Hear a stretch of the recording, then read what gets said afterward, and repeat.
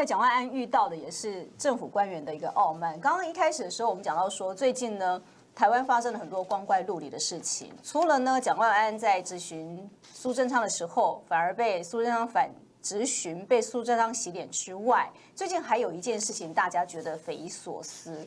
因为呢，这几年来 ，NCC 干了2件事情。第一个呢，就是关掉了中天新闻台。但另外一件事情呢，就是新设了一个10年来第一次新发了一张执照，电视新闻台进电视的执照。但是我们看到进电视也真是让人觉得莫名其妙，因为它内部的宫斗戏也实在是太精彩，让人觉得太奇怪了哈。因为他在2个月不到时间换了3个董事长。好，所以呢，我们看到今天，其实《中国时报》今天呢有一整版的一个报道，好，包含他的社论。他社论写的是进电视之乱，暴露出了政媒共生的真相。好，另外还有下面继续，也认为本届的 NCC 委员是政治色彩最严重的。好，然后还有呢，追杀了中天，但是却放水进电视，审照上面是不是双标？老师对这个事情哈，因为我们大家其实都觉得，为什么 NCC 这个国家通讯传播委员会会对进电视这样的乱象视而不见？该把关的时候，他没有好好把关，轻轻的放过，所以这个暴露的到底是什么？我想，民进党，我昨天在跟淑芬聊天的时候啊，我用4个字形容民进党，哪4个字呢？就是有恃无恐。这个权力的傲慢必须要有一个巴苦用台湾话台湾夹杂的这个日本话。什么叫巴苦呢？就是要有一个背景，要有背靠，要有一个靠山。那你有靠山，你才可以恃才傲物，你才可以权力傲慢。台湾当局的权力傲慢我讲的不客气一点权力的傲慢为什么会有权力的傲慢呢？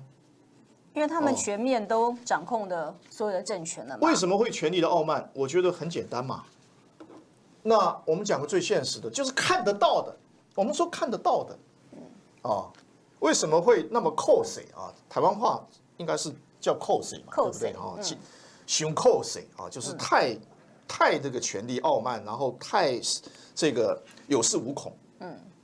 因为从2016年到现在，尤其是这1、2年，包括川普特朗普上台那个4年，还有拜登上台的这1年，包括前国安官员、前国务卿、前部长、前任国会议员络绎于途，那民进党这些高官就觉得有恃无恐，他就越来越权力傲慢。可是我要告诉各位，这些美国的高官络绎于途，他不是来给你台湾当局做独裁统治，做一个背书。其实美国我认为美国对全世界所有国家地区都是一样，他随时可以把他们的这一种络绎于途对你的背书，他是可以随时没收的，他是想没收就没收的。这跟民进党有异曲同工之妙。那民进党可能就是这样子的关系，就是紧扣谁。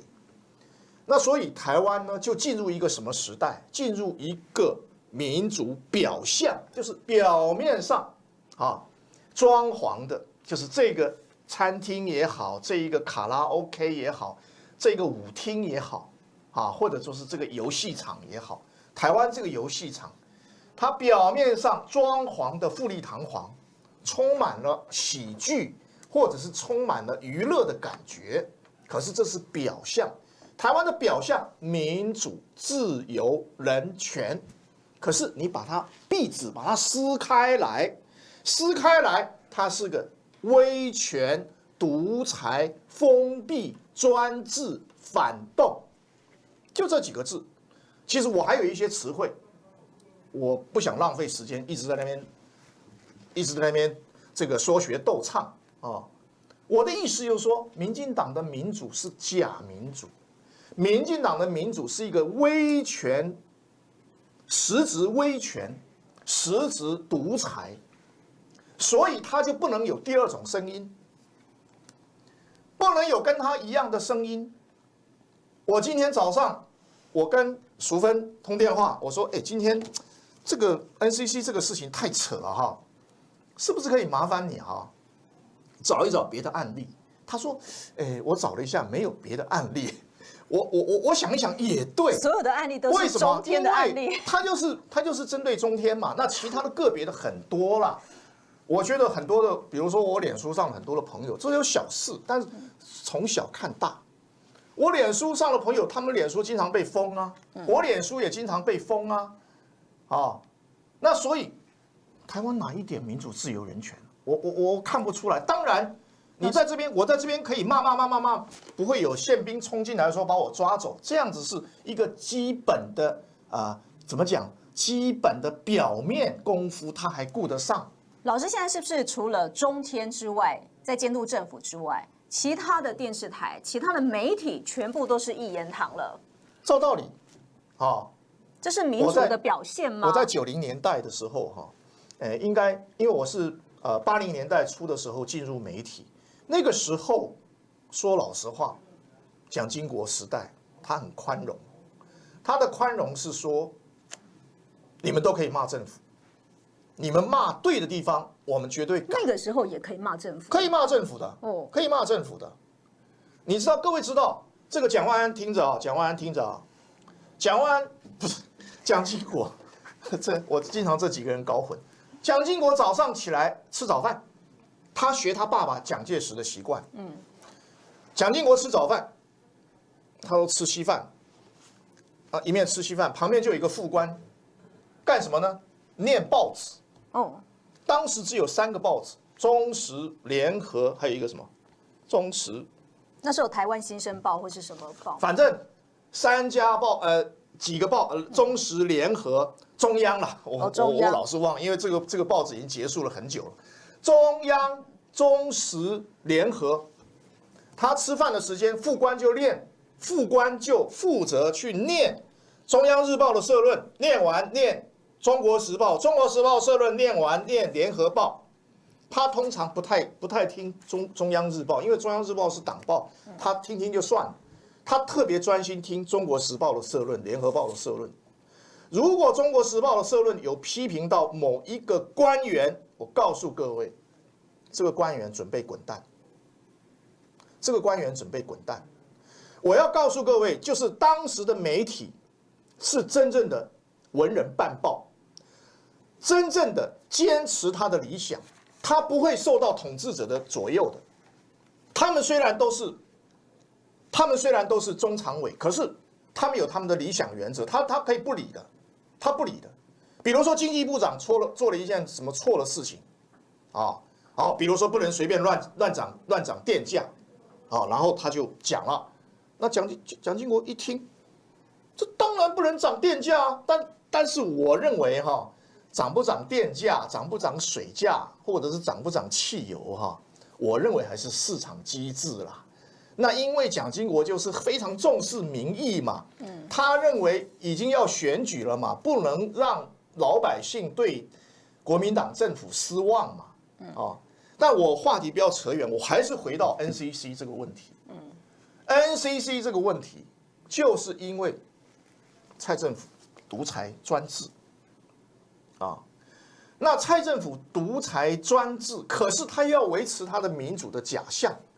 所以才会有禁电视这种事情嘛，就是让你们好像有一个什么游戏的机制，这个游戏机制是公开、公平、公正，其实狗屁，根本是不公开、不公正、不公平嘛。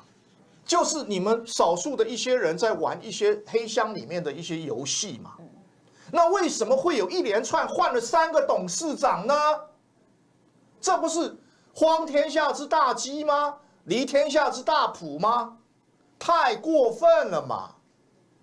这个把它放到任何的国家地区去，都是一个值得被检讨、值得被批判、甚至于 NCC 都要下台的。我认为 NCC 都要下台的。你在搞什么鬼？你是监督，为什么有2套标准呢？为什么对中天电视那么严格？坦白说，我跟各位报告，我机缘巧合、风云际会，我跟淑芬一样，我其实因为在过去的2、3年里面，我偶尔会来参加中天的电视节目、评论节目，忝为评论员之一员，我非常了解中天电视被关台的来龙去脉的大致状况。我认为就是独裁专制嘛，我认为就是独裁专制嘛。蔡政府他的指指点点，甚至于可以细节到某一个新闻，他觉得不合他的意，他就可以伸进一个媒体。不光是中天啊，我所听到的其他的电视台，甚至于我最近都有听到啊。因为台湾它是一个非常变态的一个生态。第4台1990年代初期的时候开始有了第4台，那个时候黑金就进入了，而且政商就介入了媒体的生态。这个政商黑金介入媒体生态是介入哪一块呢？我们非常清楚嘛，你要怎么上架啊？那当然这个我不多讲，大家都很清楚。那介入这一块之后，政治它这只黑手其实最强的一只黑手，我管你什么黑金，我就是进来，我比你还要黑，我比你还要金。就是台湾这个黑箱，你如果把它打开之后，我告诉你，它臭不可闻，而且还长虫长蛆。那为什么会这样子呢？没有监督嘛。你说国民党在过去独裁完全执政，可是民进党你今天也是完全执政，可是完全独裁啊。过去国民党，我认为国民党是有点心虚的，你刚才要讲什么？对，我说，所以也请大家真的要支持我们中天，因为现在我们是监督的力量在这里了，是啊，其他的全部都是一言堂了，是啊。好，老师，其实我们今天除了呢讨论国内的一些光顾乱理的事情之外，当然我们要提高一下我们的眼界哈，我们要来关心一下国际的局势，因为现在俄罗斯攻打乌克兰之际，但是呢，中美高层14号在罗马会晤，包含了苏利文跟杨洁篪双方是进行了7个小时的激烈，但是呢坦率的对谈。好，这场的对谈到底谈了哪一些重点？对于未来的整个的战局有什么大的影响？待会儿老师会跟我们解析。但是呢，我们从战乱当中现在这个国家乌克兰来谈起。大家觉得第一印象可能认为说，中俄包含的习近平跟普丁他们会晤，或者是视讯会晤，或是亲自见面的会晤很多的次。那中俄之间的关系非常的紧密，但是呢，其实乌克兰跟中国之间的关系其实也是依存度非常的高的哈。我们今天准备了3张图来看乌克兰跟中国经济的一个依存度的关系。好。老师，我们来看一下哈。其实我们这一份呢，是我们从最上面的第1张图来看到，1995年到2019年，乌克兰出口到这个中国的一个状况。一开始的时候呢，是从金属的部分比较多，但是呢，就在2011年呢，双方成为了战略伙伴之后，看到的矿产的部分呢急剧的增加，那农产品的部分，黄色的部分也增加了很多。好，接下来我们看到第2部分，好，就是中国进口到乌克兰的状况。那看到纺织品的部分也很多，然后呢，还有就是其中有一个部分，哈，金属的部分似乎有减少的趋向，有减少的情形。那电子产品的部分有增加。好，另外还有呢，我们第3部分要来看到，就是乌克兰的总体的情形。那它出口的部分，农产品很多，金属呢也蛮多的。好，所以我们看到其实呢，中国跟乌克兰之间他们的一个经济的依存度其实是非常的高了。老师，是的，我还是要插播一下哈，不好意思，那个我刚刚就看到有一则新闻，好。讲完这个，我立刻回复这个好淑芬的提问啊。他说，大股东某某裴某啊，这个是我们的熟人啊。大股东就是那个这个晋电视啊，晋周刊。大股东这个裴某啊能拿执照，知情人士报，因为他能热线总统，就是他跟蔡英文之间有热线。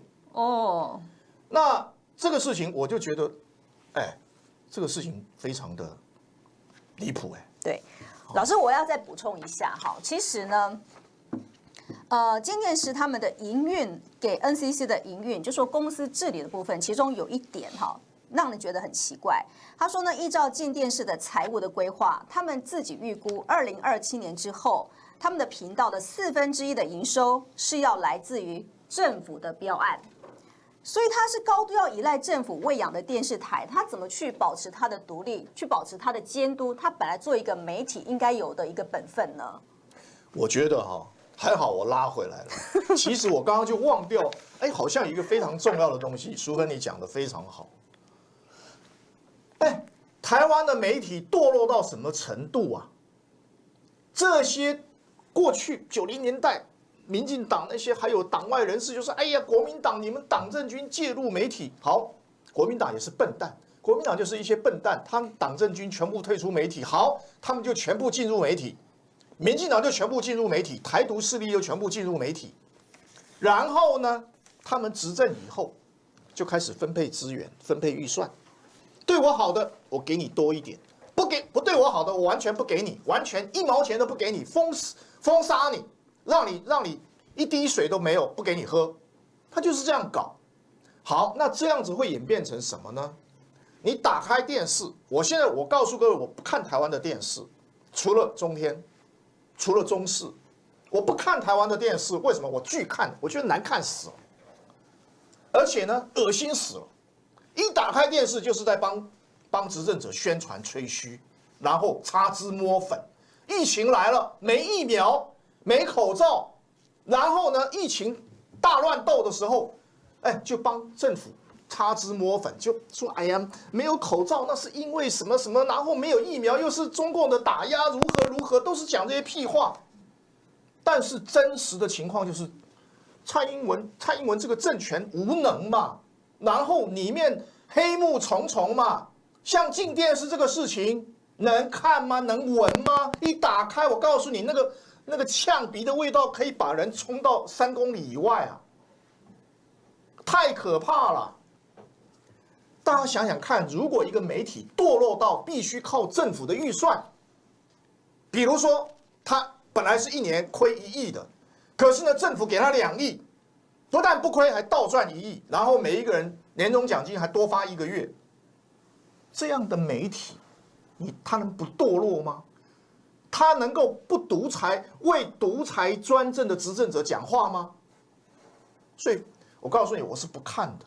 对，所以他现在关掉中天，但是又发给了这个金电视新的一个营运执照，所以真是实在太莫名其妙了。是啊，就还好有进电视这个事情，让台湾人民一窥执政者的真相，让台湾人民一窥这个黑箱里面又臭又烂的真相。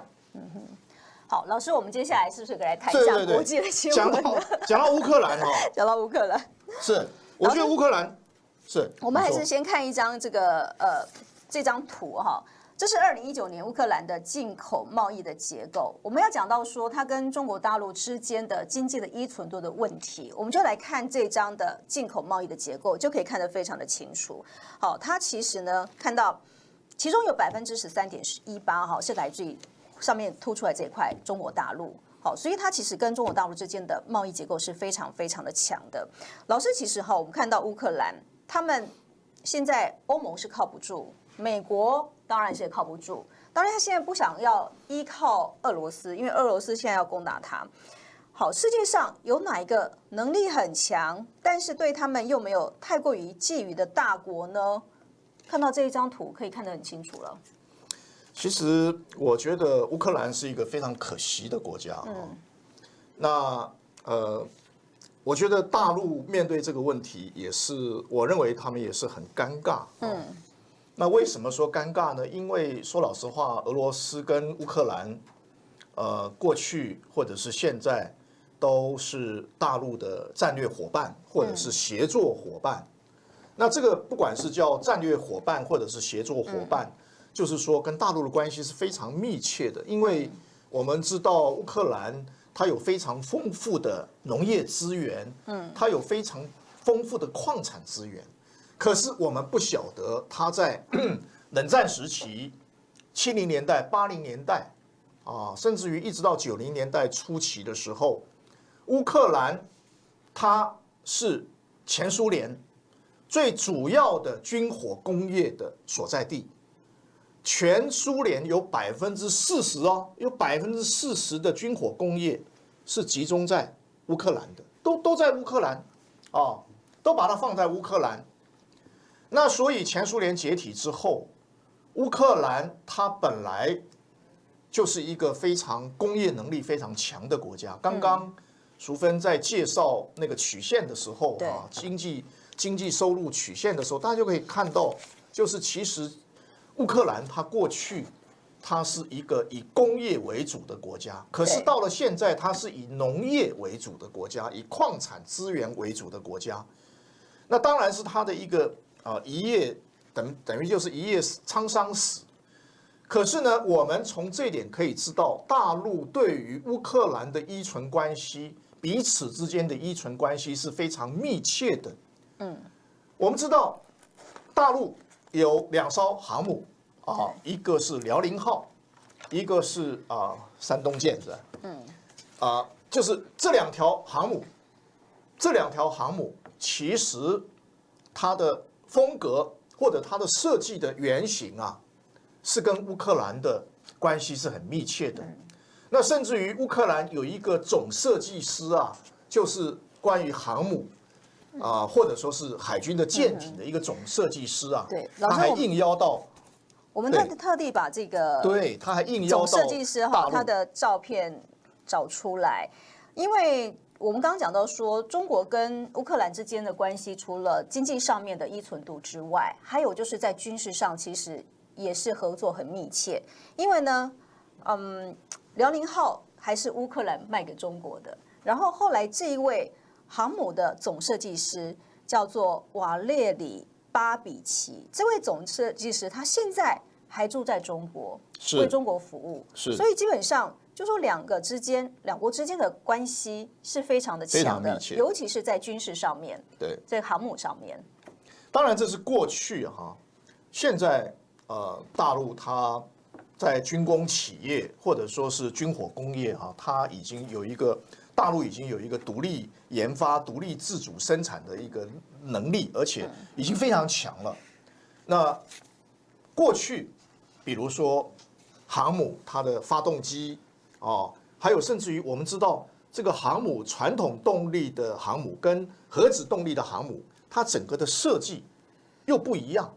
那这个非常需要借鉴前人的经验。那刚刚淑芬介绍的这一位。乌克兰的设计师他就扮演一个非常重要的一个角色，就是让大陆的这些正在启蒙当中的造舰，就是大型舰只的一些设计家设计师能够很快的从乌克兰或者说是这个其他国家的一些经验借鉴，然后更上一层楼，然后来这个可以说是青出于蓝。那所以我是觉得大陆在面对俄乌冲突、俄乌军事冲突或者是俄乌战争的过程当中，他们是很两难的。为什么呢？因为手心手背都是肉对不对？你手背打手心，手心打手背，其实痛的都是自己。不管是俄罗斯，大家亲如兄弟嘛，大家都是亲如兄弟。因为乌克兰的关系，乌克兰跟大陆关系非常密切。俄罗斯跟大陆关系非常密切，这不是说谁要帮谁的问题，就是说，怎么讲？就是说兄弟阋墙也好，或者说是好朋友之间发生争斗也好，我们基于好朋友的人，我们当然觉得说，哎呀，怎么会这样子呢？你们和平相处不是很好吗？但是问题出在哪里？问题就是出在2005年到2008年那一段时间。乌克兰出现了一次橙色革命，就是颜色革命，然后2014年又发生了第2波的这个街头运动。那我看到网络上，不管是谷歌啦，或者说是百度啦，都是这样写，那我所了解的也是这样，就是说是在欧洲的势力、西方的势力介入，但是有没有美国我们不知道。但是我认为呢，这个彼此的关系是藕断丝连的啊。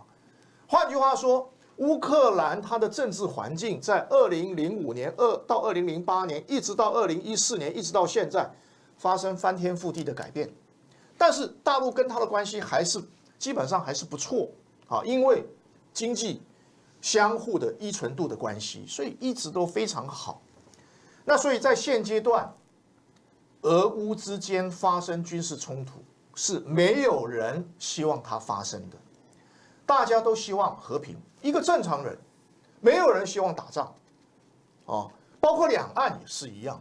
但是呢，乌克兰的情况跟台湾的情况是绝对是不一样的，绝对是不一样的原因是什么？乌克兰它已经是一个独立的国家，在前苏联瓦解之后、解体之后，它已经是一个独立的国家。但是台湾大家不要忘了哦，台湾地区是中国不可分割的一部分，这个是自古以来就是这样子。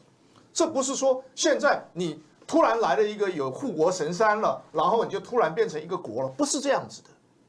我们任何一个主权国家，它的一个领土，它的一个领土范围，它都是一个历史的过程。这个历史的过程，除非透过战争才可以改变。比如说，日本一直跟前苏联，还有一直跟俄罗斯在吵吵说你北方四岛是我们的。可是呢，前苏联跟俄罗斯都是同一个答案。二战是怎么发生的？是你侵略我们，所以你们的土地我们把它光复所以呢，你就少啰嗦。但是台湾的情况是绝对不一样的哦。台湾为什么有一个台湾的政客他说台湾从来没有被中国统治过一天。我说他胡说八道。台湾一直是被中国统治的，一直到现在。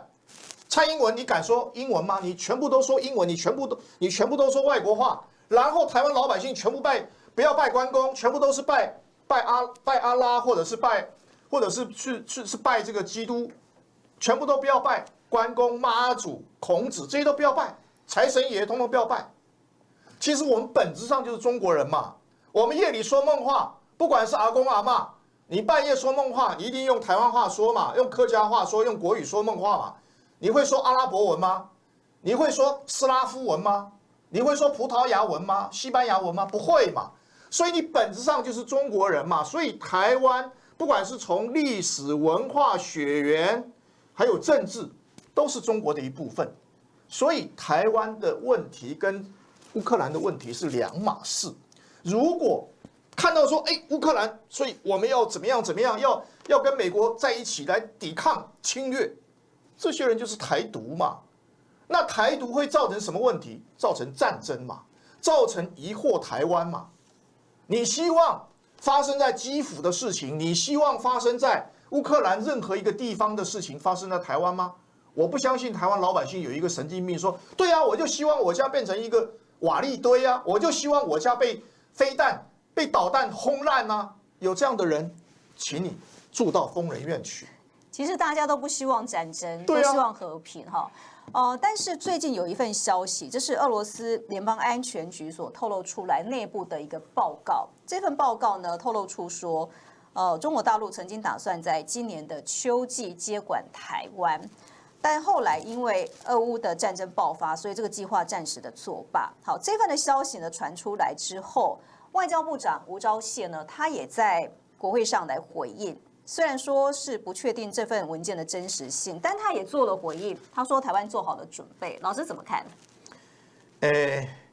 这个新闻，我认为我从一个非专业、非情报专业的人的角度，但是我是一个媒体专业的角度，我一看这个原始的新闻，我就认为它是假新闻、假信息。那你身为台湾的外交部长，身为台湾地区的涉外部门的负责人，你是一个官员，而且每一次开所谓的国安会议的时候，你必然是一个成员之一。你难道不会在国安会议的时候把这一个新闻提到会议上，或者说是请教一下国安局长，或者是情报局长、调查局长，问一问这一则新闻的真假吗？你不会去查证一下吗？我们不是有一个所谓的事实查核中心吗？好像有个这个单位嘛。有。那有这个单位，为什么不能查核呢？是台湾的情报能力太弱太差，无法查证吗？那如果无法查证，我们不是有情报合作吗？你不是跟欧洲的关系好棒棒吗？你不能跟欧盟的国家、跟德国情报交换一下，说，这个是不是真的消息？现在不是说以前要手摇电话摇了老半天才知道，你是梅克尔吗？我是蔡英文呐，是那个时代吗？不是嘛？现在都有耐，当然，梅克尔不会理蔡英文呐，现在的那个什么肖尔他也不会理蔡英文呐。我的意思就是说，现在的时代跟以前不一样，你可以用网络查证一下，电邮查证一下 ，email 查证一下，这个是真的是假的嘛？你还没有查证清楚，然后你就在议事殿堂那边讲说，台湾已经做好了准备。问题是它是个假新闻啊，那所以上面这个大前提是假，那结论当然也是假，就是说这个什么俄罗斯说今年8月大陆要来接管台湾，如果这是个假信息的话，然后你又说我们已经做好了准备，那做好了准备这个事情也是假的。为什么？因为我们学逻辑的很清楚嘛，大前提是假，结论必然是假。我穿的衣服是假我穿的衣服是假，我必然是一个经常说谎、说谎话的人。可是呢，如果我们表里如一，我们就不会这样子。那所以吴钊燮，我认为很可惜啦，他必然是一个他毕竟是一个博士嘛，可是呢，一个博士，或者说是一个是外部门负责人，一个外交部长，一个国安会议的一个必然的成员，你竟然不会查核一下？你如果当天你在接受质询的时候，你说这个新闻我们经过查证是真的，所以呢，我们已经做好准备。你如果讲这个大前提，我服你 ，I fool you， 我服了你。但是呢，我看那个新闻内容，因为我没有在现场，我不知道那个新闻内容又好像意思说。吴钊燮意思就是说，这个新闻不知道是真的是假的，不晓得。